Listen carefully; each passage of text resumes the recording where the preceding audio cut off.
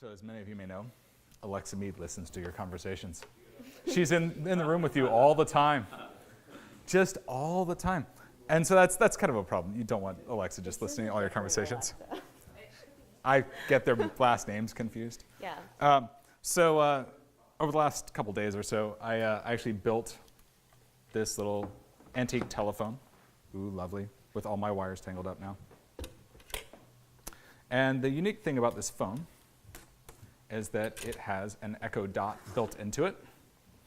But I have broken all of its microphones and figured out exactly which part they were using and bought a bunch more of them from DigiKey and routed it up to here so that when you take the little earpiece off the receiver, it unhardware mutes the Alexa or the Echo, and then you can talk to it and listen to it and have a private conversation with the Echo Dot in a way that I think is, like, honestly socially better, privacy better.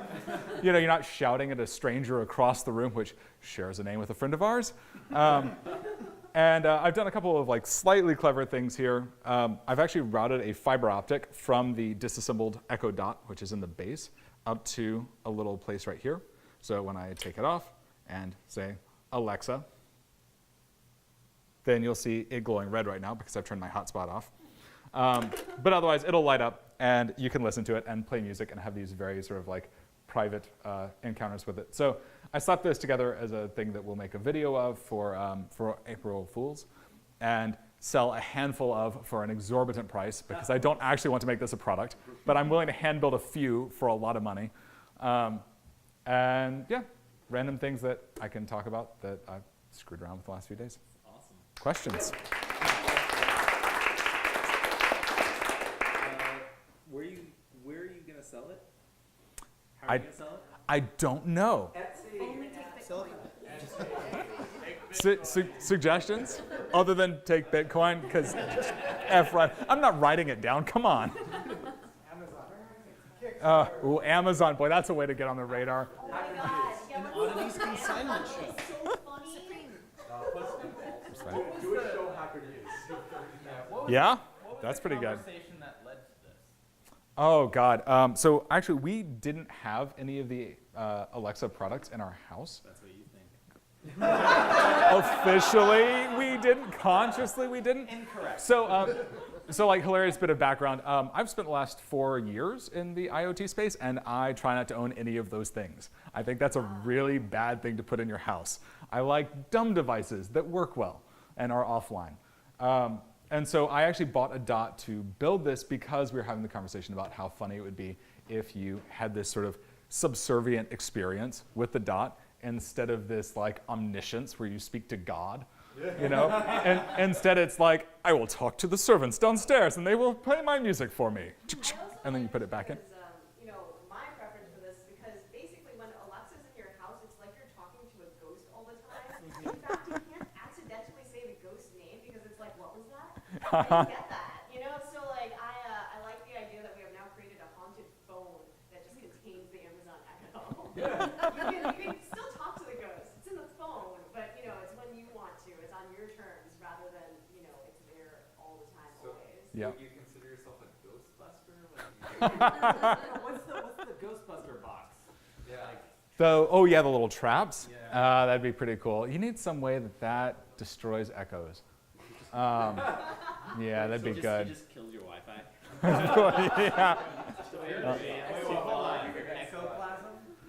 Oh, it's really good. What makes it a ghost? Like, this is the first time I've ever heard somebody talk into a phone and claim that they're talking to a ghost and not another human being. Because Alexa, right? Look, she was a ghost first. Has no corporeal form. Well, maybe she does now. Ooh. But what happens when I pull the power? Our clean technology mythology. Where did you get the phone? Oh yeah, that's a good call. Sammy just asked, where'd you get the phone? So in the pursuit of this totally silly prank project, I did a bunch of shopping for nice antique candlestick phones.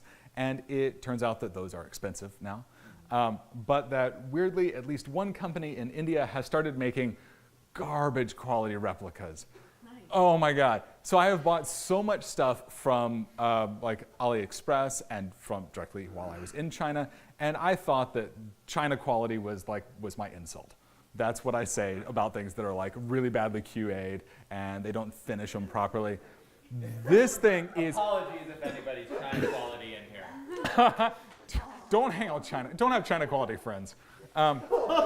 Chinese friends are great. China quality friends are bad. I regret what I just did. You set it up. So, to discuss India quality, there was a Okay, I regret a lot of there was a microphone in here, really like awful garbage. Had been desoldered, I think, out of a burned something else. It had scorch marks on it, and then packed into here with newspaper.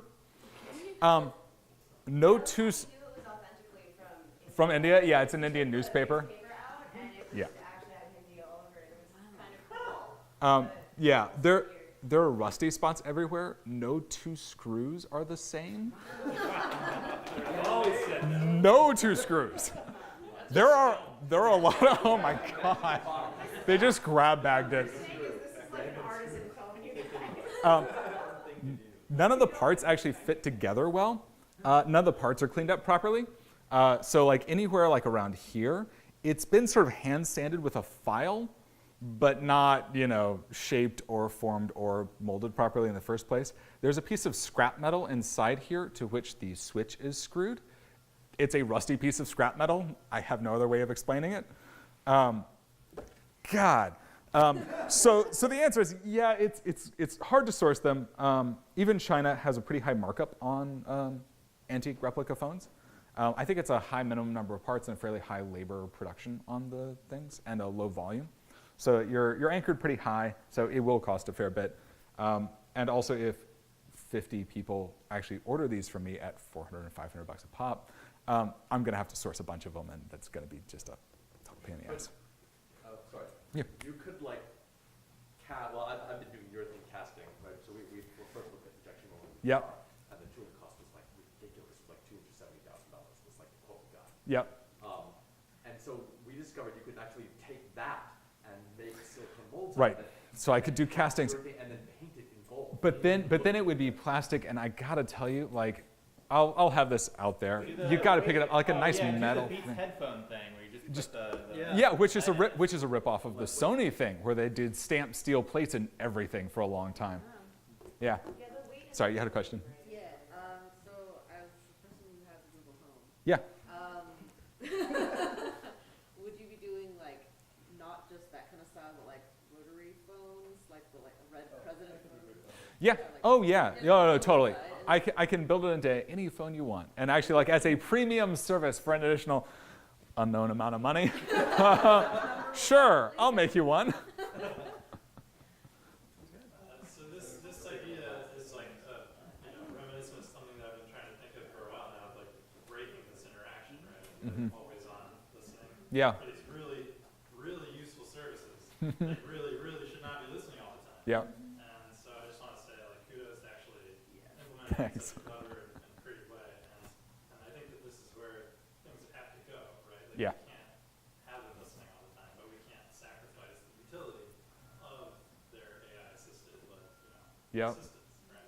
So yeah, nice work. Cool. Thank you. awesome. Thanks, guys.